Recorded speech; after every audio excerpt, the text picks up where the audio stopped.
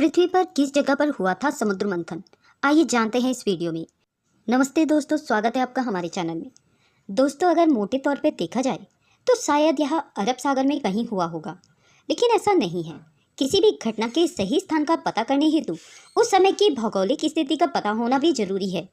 अगर ग्रंथों में इसका गहराई से अध्ययन करें तो पता चलेगा कि बिहार, बंगाल, झारखंड, उड़ीसा आदि समुद्र मंथन के समय जलमग्न थे।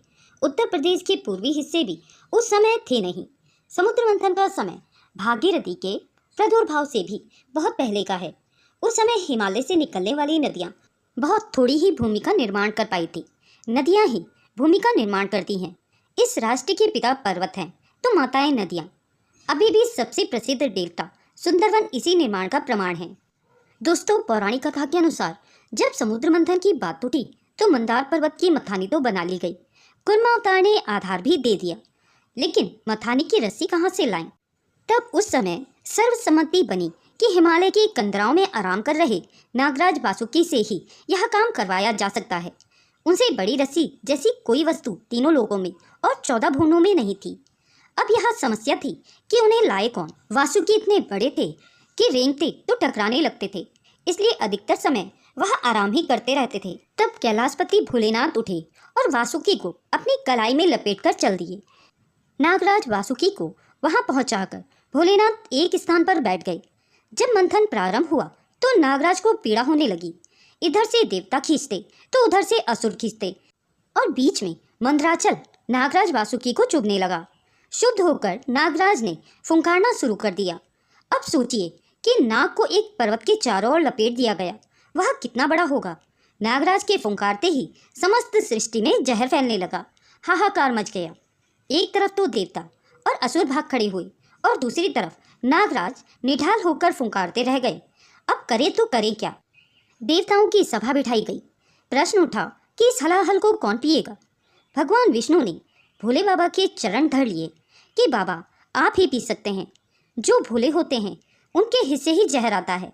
बाबा उठे और पहले जहर पिया और फिर वासुकी का उपाय किया। तब तक तो धन्वंतरी निकले भी नहीं थे। उनसे भी पुराने वैद्य हैं वैद्यनाथ। बाबा ने हलाहल तो पी लिया, लेकिन उनके शरीर का ताप असहाय हो गया। वहीं एक स्थान देखकर बाबा बैठ गए। अब मंथन फिर से शुरू हो गया। मंथन से निकले चंद्रमा के एक टुकड़े को तोड़कर निकाला गया और उसे भगवान के सिर पर ठीक ऊपर स्थापित किया गया। उस टुकड़े से निरंतर शीतल जल महादेव के सिर पर गिरता रहता। तभी से भगवान भोलेनाथ के सिर पर चंद्रमा विराजमान है। दोस्तों, आखिर यह क्षेत्र कहाँ है जहाँ पर मंथन हुआ था? तो बिहार के बांका जिले में स्थित मंदार पर्वत के आसपास का क्षेत्र ही मंथन का स्थान है। आज भी झारखंड, बंगाल, उड़ीसा और बिहार की भूमि में खनिजों का प्रचुर भंडार है। सबका केंद्र मंदार पर्वत ही है। मंदार में अभी समुद्र मंथन से निकली निधियां छिपी हुई हैं।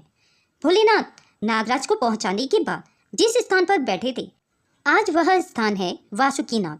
जिस स्थान पर नागराज का उपचार करने व विष का ग्रहण करने के बाद भोलेनाथ बैठे थे, वह स्थान है वैद्यनाथ धाम, देवघर में। चांद का वह टुकड़ा जो उनके सिर पर लगाया गया था, आज भी लगा है। उससे निरंतर जल टपकता रहता है। वह टुकड़ा भोलेनाथ के ठीक ऊपर मंदिर के शिखर के नीचे लगा है। नाम है चंद्रकांता मणि। जय हो महाकाल की। दोस्तों, अगर यह वीडियो आपको पसंद आई हो तो इसे लाइक और शेयर जरूर करें। अगर आप मेरे चैनल में नए हैं और इस तरह के रोचक प्रसंग और तथ्य सुनना पसंद करते हैं तो मेरे चैनल को सब्सक्राइब करें। वीडियो को अंत तक देखने के लिए आप सभी का बहुत बहुत धन्यवाद।